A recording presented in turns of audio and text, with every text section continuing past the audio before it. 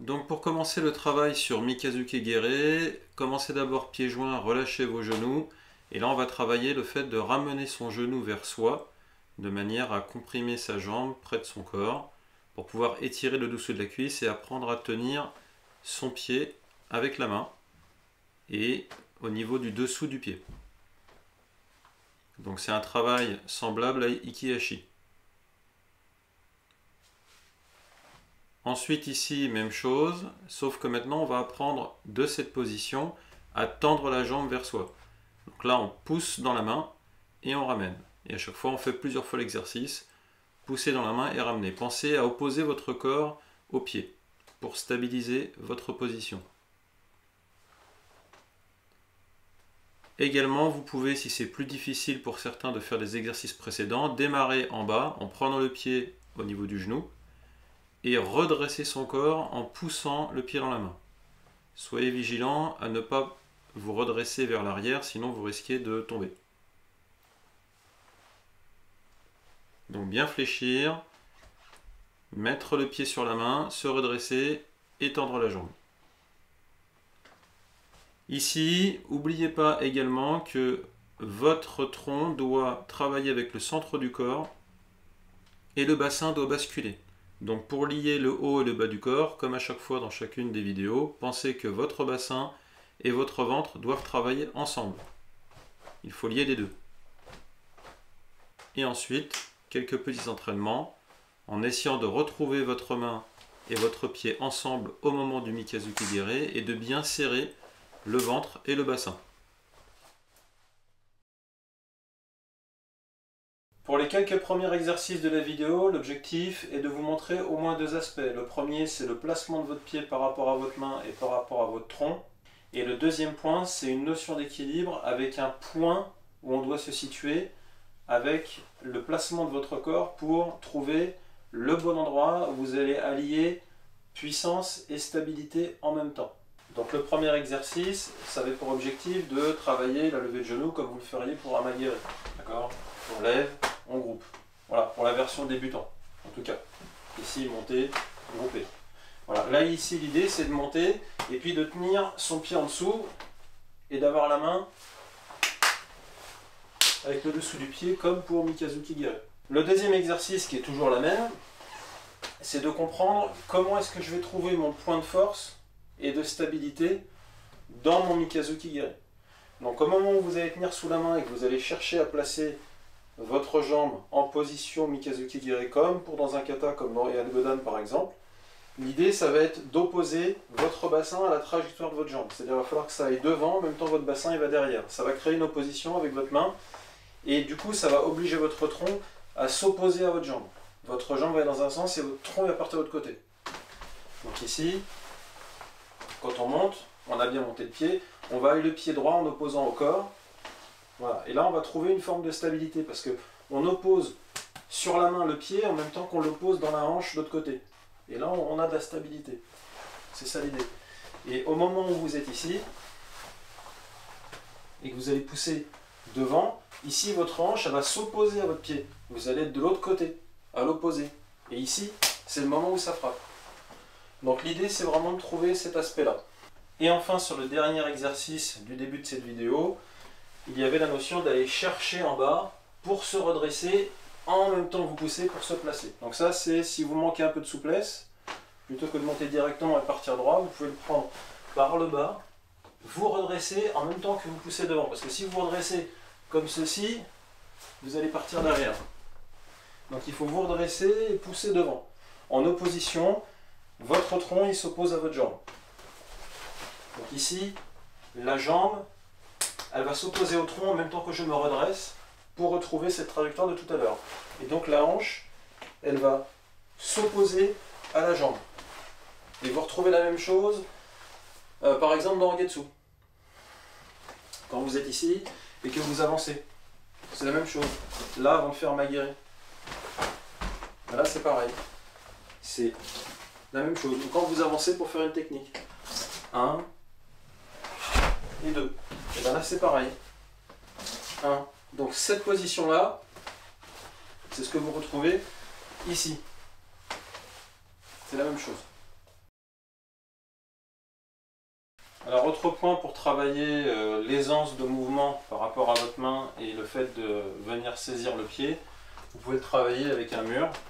Donc vous mettez du côté où vous n'avez pas la jambe évidemment. L'idée c'est que vous ayez le mur qui peut vous aider pour pouvoir vous réceptionner. D'accord? Donc il y a des équilibres. Et là on se met bien contre un mur. Alors pas complètement droit collé contre le mur, mais légèrement sur le côté pour pouvoir appuyer votre tronc. Donc légèrement en diagonale pour avoir un point d'appui, c'est-à-dire créer un déséquilibre pour venir se coller un peu contre le mur, en essayant de rester droit. Tac, on est contre le mur. Et puis ici on redresse. On ramène, on redresse. On ramène, on redresse. On ramène, on redresse. Et cherchez à aller devant opposé, de manière à trouver cette tension entre l'opposition de la hanche et du pied. Voilà. Et après l'idée c'est une fois que vous avez pris vos repères avec le mur, c'est d'arriver à le faire sans vous aider du mur en fait. Donc ici monter, voilà, et ici redresser droit devant, pousser dans votre main et comme ça vous pouvez rester droit et stable le temps que vous voulez. Et après vous ramenez et vous reposez tranquillement. Sinon le mur c'est un bon moyen de travailler. Donc maintenant ici on va travailler sur le coup de pied mais de façon décomposée, étape par étape, pour voir comment est-ce que le pied commence à bouger, ensuite avec le genou, les différentes trajectoires du genou pour pouvoir choisir l'angle d'attaque, parce qu'on peut avoir un angle étroit ou un angle plus large, et puis quelques petits trucs techniques, on va dire ça comme ça, pour pouvoir, je dirais, optimiser votre coup de pied et bien comprendre à quel moment l'efficacité du coup de pied se situe et comment est-ce qu'on fait pour opposer son tronc avec le pied au niveau de l'impact de la frappe. Donc on décompose le coup de pied et après on verra autre chose ensuite. Premier point, on va commencer par la trajectoire de Mikazuki Gere et l'angle de la trajectoire. Donc un angle plutôt étroit ou un angle plutôt large. Vous avez un spectre de possibilités entre ces deux extrêmes. Donc à vous d'évaluer le besoin en fonction du Mikazuki que vous effectuez. Et ici ensuite, on va lever le genou, soit de manière large, soit de manière étroite, mais on doit toujours veiller à garder son corps en retrait par rapport au genou. Donc ici par exemple, ne pas revenir sur la jambe d'appui, monter le genou et retourner derrière. Même chose pour la version plus étroite et la version plus large, remonter sur le côté et décaler son corps sur la jambe d'appui. Il faut veiller à garder son corps en retrait, derrière la jambe d'appui, et ensuite varier entre la version large, la version étroite ou tout simplement une version intermédiaire qui se situe dans le spectre des possibilités entre la plus étroite et la plus large. Et après vous vous exercez en gardant le tronc en arrière. À chaque fois montez le genou et gardez le tronc en arrière. Même chose que quand vous avancez dans une position, vous êtes en opposition avec votre bassin et votre tronc par rapport à la trajectoire de manière à garder une torsion et pouvoir travailler de manière élastique. Deuxième point, on va travailler la trajectoire et comment est-ce qu'on fait pour trouver la puissance en restant en retrait. Donc on prend pour exemple Maegere Chudan et on va faire un Maegere où celui-ci on reste en arrière. Donc exemple avec un bâton ou un manche à balai, c'est votre repère, votre jambe d'appui qui est devant avec le bâton et votre corps ne doit pas revenir sur la jambe d'appui lorsque vous effectuez le coup de pied. Vous devez rester en retrait et faire le coup de pied en ayant votre corps qui reste le plus possible derrière. Donc vous avez un sentiment de chute où vous vous asseyez dans le vide. C'est cette sensation qu'il faut chercher. Vous en aurez besoin à la fin du coup de pied de Mikazuki Gere. Troisième point, la virgule. Donc que vous fassiez un angle large ou un angle étroit, votre coup de pied va faire une légère virgule. Et cette virgule est en opposition avec votre bassin, votre hanche, et en opposition avec votre tronc. Et cette opposition fait que vous allez avoir une force au moment de la frappe. Que vous fassiez un Mikazuki qui soit circulaire ou non, c'est de cette manière que vous trouverez la force. Soyez vigilant ici à ne pas tourner. Pas d'effet de toupie. Gardez l'axe central et ne tournez pas pour après revenir en tournant. Ça vous demandera plus de force et vous serez en retard. Donc ici, il faut rester bien droit et chercher à aller devant et opposer son tronc à la jambe, de manière à pouvoir garder la ligne centrale en face de vous. Opposition du corps et de la jambe, de manière à rester stable devant. Dernier point, c'est le moment de la frappe. Donc prenez pour exemple, comme dans Teki Shodan, Nani-hachi, vous allez tourner votre hanche vers l'intérieur, vers vous-même, pour monter la jambe et frapper avec l'intérieur du pied. Pour Mikazuki Gere, c'est un peu la même chose, mais comme on va opposer son tronc et ses hanches à sa jambe, c'est plutôt, on va dire, une sorte de Nani-hachi inversé. Donc c'est cette idée-là qu'il faut trouver et venir frapper la main avec le dessous du pied. Vous pouvez vous entraîner debout comme ceci, à répéter. Et ensuite, vous faites un Nani-hachi et un Mikazuki devant vous. Donc, en synthèse, pour ces 4 points de décomposition de Mikazuki Gere, en l'occurrence, le premier, le genou qui s'oppose au tronc, d'accord. Le deuxième, la notion de virgule. La troisième, c'est la notion d'assise sur l'arrière, comme pour faire un magéré, pour pouvoir justement opposer le pied à son corps. Et puis après, il y a la notion d'arrivée qui est, on va dire, une sorte d'inversion, façon de voir les choses, une sorte d'inversion de Nami-hachi. C'est-à-dire que Nami-hachi, on est plutôt ouvert, et là, on va être plutôt fermé. Donc ici, si je reprends les différents points, on est placé comme ceci. Vous devez monter votre genou et opposer votre genou à votre tronc. Monter, opposer. Ou alors ici, monter, opposer. Monter, opposer, monter, opposer. On doit opposer son tronc à sa jambe. Autre chose, je vous ai donné plusieurs trajectoires. Une ici, une ici. Je suis allé sur les deux plus larges. Un Mikazuki plutôt grand, grande amplitude, ou un Mikazuki plus serré. Vous ne pouvez pas faire un Mikazuki complètement contre vous, sinon c'est plus Mikazuki. Mikazuki, il faut quand même qu'il y ait un angle pour que ça puisse frapper à la fin. Si vous êtes grand, c'est grand, grand angle. Si c'est petit, c'est plus petit, mais il y a quand même une virgule, ça ne peut pas être tout droit. Donc c'est pour ça que votre angle, on va dire, de manière raisonnable, vous avez entre vos deux jambes la moitié, voilà, 45 degrés, c'est un petit, et puis presque 90, c'est un grand. Donc j'ouvre ici grand, j'ouvre grand, et je viens frapper. J'ouvre petit, et je viens frapper aussi. Donc c'est l'un des deux, en fonction de votre appréciation et de votre besoin. Et vous jaugez entre les deux, vous avez cette plage. Ensuite ici vous avez la virgule. La virgule, c'est le fait d'opposer, encore une fois, le tronc à votre jambe, mais de chercher l'effet de virgule. L'effet de virgule, c'est pas parce que vous faites quelque chose où vous tournez, et puis vous allez tourner. Non, non, il faut garder droit et opposer la jambe comme le genou. Mais là, la jambe. Et comprendre que quand votre jambe elle arrive vers votre jambe avant, la jambe arrière elle arrive vers la jambe avant, ça crée un impact. Cet impact-là, il doit se retrouver dans votre main, dans les katas notamment. Donc c'est la même chose. Ensuite ici, comment est-ce que je fais pour rester assis sur l'arrière, pour pouvoir trouver cet effet d'opposition du bassin avec la jambe au moment où elle arrive et le tronc. Comment est-ce que je fais pour trouver ça? Ben, très simple, ici en Zenkutsu, on fait magéré et on imagine qu'on s'assoit en même temps qu'on fait le coup de pied. On s'assoit en même temps qu'on fait le coup de pied. On s'assoit, voilà. Et quand vous avez ça, et ben Mikazuki c'est la même chose. Virgule avec la jambe, montée du genou et on s'assoit. Et là vous avez votre Mikazuki Gere.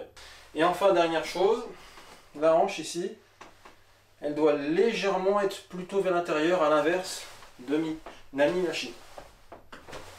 Sauf que là on va être plutôt sur l'intérieur. Pourquoi? Bah, toujours pour la même raison, le fait d'opposer cette jambe-là et celle-ci avec votre tronc, vous allez plutôt sur la fermeture et non l'ouverture. Donc pourquoi je fais le parallèle entre les deux? C'est parce que c'est un peu la même idée que Nani-hachi mais à l'envers. Donc faites l'inverse de Nani-hachi quand vous frappez ici sur Mikazuki. Vous êtes resté assis, vous avez monté la jambe en opposant avec votre tronc, vous faites la virgule avec votre jambe, mais au moment où vous frappez, vous êtes opposé, et ça va visser la hanche à l'intérieur pour venir toucher la main. Également ici, soyez vigilants sur le fait que lorsque vous frappez avec Mikazuki Gere, d'un point de vue de base éducatif, on doit chercher à avoir une cible. Donc là, on utilise la main pour travailler soi-même, mais si vous avez quelqu'un en face de vous, il va être donc en face de vous. Et là, vous devez être stable sur votre jambe, être en opposition avec votre tronc au moment où vous frappez pour que la frappe soit efficace. Et de manière à pouvoir ensuite rester de face. C'est-à-dire ici. Et après, on reste droit. Et après, on reste droit. D'accord? Si vous êtes trop dans un mouvement circulaire, ça va donner ça. Vous allez partir et vous allez vous retrouver ici. Donc, il faut absolument que vous ayez un contrôle de la jambe. Si vous souhaitez tourner, ça doit être volontaire. Ici, ça doit être volontaire pour faire autre chose. Par contre, si vous êtes dans une logique d'apprentissage et, on va dire, académique, il faut absolument que vous ne fassiez pas partir votre main avant, mais que vous gardiez votre trajectoire comme si vous aviez un adversaire. On vient toucher et on reste. Et on est stable. Et pas vous laisser emporter par le poids de la jambe. Et partir ici et faire comme ceci. On doit rester fort ici et après pouvoir se déplacer devant. Maintenant, petit exercice pour vous entraîner à garder votre axe. Mettez-vous en position avec la main sur le côté. Venez frapper dans la main, gardez votre pied quelques secondes dans la main et ensuite relâchez votre jambe et essayez de déployer la position Zenkutsu Dashi devant vous. Donc si vous avez bien centré votre frappe, vous allez pouvoir retenir votre jambe, la relâcher et déployer droit devant vous en faisant ça de manière séquencée. Donc ne pas avoir le bras qui s'en va, gardez le bras et la main bien dans l'axe, dans la direction où vous allez vous diriger. Déployez le coup de pied, frappez dans la main, maintenez-le juste un tout petit peu, relâchez la jambe et avancez en Zenkutsu Dashi. Répétez ça plusieurs fois pour vous entraîner.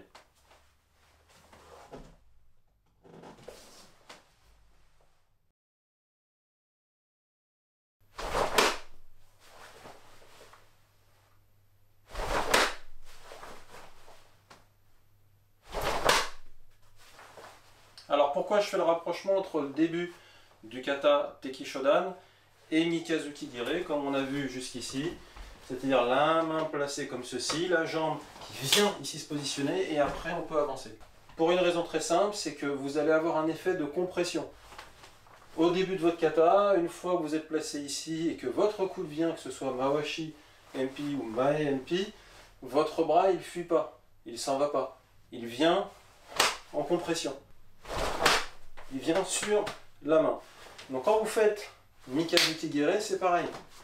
Même si votre jambe est en opposition à votre corps, pour créer cet effet de frappe, cet effet de puissance, au moment où vous allez toucher, la main, elle s'en va pas. Elle va vers la jambe. Ici. Et après, on peut poser. Donc prenez le même état d'esprit, même idée, ouvrez, fermez. Et la même chose ici. Ouvrir. Et on vient fermer sur la jambe. C'est le même principe. Donc ici, en synthèse, pour pouvoir travailler Mikazuki Gire dans vos katas, on va en prendre deux morceaux de kata. Heian Godan, kata de base, et Meikyo, kata supérieur. Pourquoi ces deux-là? Parce que vous en avez un, c'est marqué Mikazuki Gire, stabilisé et ensuite déployé pour faire MP. Et l'autre côté, sur Meikyo, vous avez une frappe et un retour. Donc vous avez ce travail d'opposition et de retour. Sur Heian Godan, c'est un travail d'opposition avec une stabilisation et déployer ensuite. Donc c'est deux moyens de pouvoir travailler votre Mikazuki Gire. Donc on commence par Heian Godan. Ici, lorsque vous avez fait Geden Barai et que vous vous placez ici pour effectuer Aichi-Uke, ici, la jambe, elle va partir au moment où on va se déplacer avec le talon qui se place. Frappez Mikazuki Gire, gardez la jambe, déployez et au dernier moment, tournez, faire MP. Donc si je le fais de ce sens-là pour que vous puissiez me voir, c'est la même chose. 1, 2, 3, venir frapper, stabiliser, garder et tourner au dernier moment. Alors l'idée de bloquer ici, quand vous faites en vitesse normale et rapide, il ne faut plus bloquer votre Mikazuki Gire. Simplement, il faut qu'au moment où vous frappiez, vous soyez bien dans l'axe. Et après, tout de suite, ça doit s'enchaîner. Le fait de bloquer, ça vaut pour le temps partant. D'accord? Dans la réalité, ici, on est là. 1. Et on va tourner au dernier moment. Mais ne pas se bloquer au milieu. Se bloquer au milieu, c'est uniquement pour apprendre et déployer, pour savoir comment vous allez déployer votre énergie. Donc pour ça, vous êtes obligé de bien faire Mikazuki Gere bien droit devant vous et bien stabilisé pour pouvoir enchaîner le kata ensuite. Si il n'est pas stabilisé bien droit, vous ne pourrez pas faire correctement la suite. Donc ici, 1, 2, 3 et 4. Ici, tournez après en deuxième. Ensuite, le travail sur le kata Meikyo vous permet de travailler le fait de frapper et revenir en ayant un bon centrage au moment où vous frappez. C'est-à-dire si vous avez créé une bonne opposition, vous allez revenir facilement. Opposer, ça permet de revenir facilement parce qu'on rebondit sur l'opposition. Donc ce kata, c'est ce qui vous permet de le travailler essentiellement. Donc ici dans le kata, au moment où vous avez fait votre dernier tsuki, vous allez décaler sur le côté. Et ici, il faut frapper et revenir. Donc ici, et revenir. Si vous avez bien reposé, vous pourrez revenir. Si vous avez frappé et en même temps être déjà dans un espèce de virgule, c'est compliqué de revenir. Ici, il faut vraiment chercher la virgule, comme on a vu tout à l'heure, en opposition. Sauf qu'en même temps, vous faites la frappe, ici, d'accord? Et là, vous allez travailler le retour. Donc ici, 1, 2,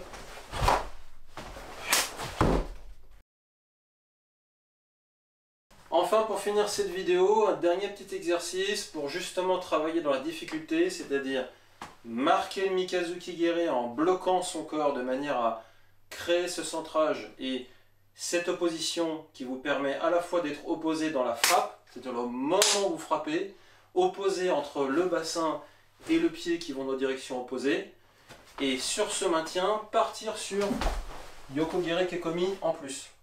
Donc ça permet de 1, 2. Donc c'est un exercice qui n'est pas très simple, mais ça vous permet de vraiment vous entraîner sur la stabilité intermédiaire.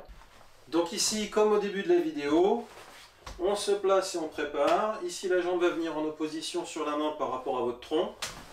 Ici. Là, ici, on va relâcher la jambe, partir Yokogiri et Gyakutsuki. Même chose. Préparer, venir, relâcher, Yokogiri Kekomi et Gyakutsuki. Encore une fois. Ici, préparer, venir, relâcher, Yokogiri Kekomi et Gyakutsuki. Voilà, donc ce dernier petit exercice vous permet simplement, parce que vous avez réussi à centrer votre Mikazuki Gere, de pouvoir relâcher votre genou tout en restant dans l'axe dans lequel vous êtes déplacé, pour pouvoir après effectuer un coup de pied tout droit. Donc c'est vraiment un moyen de se dire, bon, je fais un bon Mikazuki Gere, mais je reste centré, je relâche mon genou, et après, je pique à nouveau en Yokogiri Kekomi. Donc c'est un bon éducatif pour apprendre à compresser, verrouiller, relâcher, redéployer. Ça vous évite de partir en virgule et de faire la toupie, pour bien stabiliser. Voilà. Donc j'espère que ça vous a plu. Je vous laisse avec un petit peu d'étirement spécifique pour pouvoir travailler l'ouverture du Mikazuki Gere et le placement de fin au niveau du coup de pied. Donc c'est vraiment étirer le corps à différents endroits pour pouvoir assouplir un peu plus ses jambes, simplement. Voilà, donc je vous dis à la prochaine vidéo et bon assouplissement. Premier étirement, c'est un exercice qu'on voit régulièrement dans des entraînements de yoga. On fait ce genre de choses lors des débuts d'entraînement de karaté, mais ici on doit garder la jambe et le pied bien droit et donc la jambe perpendiculaire au sol et pas la jambe à l'intérieur, de manière à bien étirer sous la cuisse et bien étirer de l'autre côté devant la cuisse. Gardez votre corps droit et étirez doucement. Même chose ici, avec la jambe arrière tendue, la jambe avant est pliée vers l'intérieur. Essayez de redresser votre bassin et vous tenir droit de manière à étirer l'arrière de la cuisse et le devant de la cuisse également à l'intérieur. Sur cet exercice-ci, c'est quasiment la même chose que le précédent, sauf qu'on va redresser la jambe arrière en tenant le pied ou la cheville. Et même chose, on garde le dos droit pour étirer le dessous de la cuisse. Enfin ici, même chose, ce genre d'exercice vous le retrouvez dans les échauffements aux entraînements de karaté. Donc c'est un très bon exercice qui permet d'assouplir la hanche et de préparer au Mikazuki Gere. Donc là je vous le montre de différentes façons. Sur cette version-là, vous avez les deux jambes pliées, alors que la version précédente, vous aviez une jambe pliée et une jambe tendue. Donc c'est la même chose, sauf que vous avez une jambe pliée pour cette version. Voilà, j'espère que cette vidéo vous a plu. N'hésitez pas à laisser un message, un petit pouce bleu et vous abonner si ce n'est pas déjà fait. À bientôt.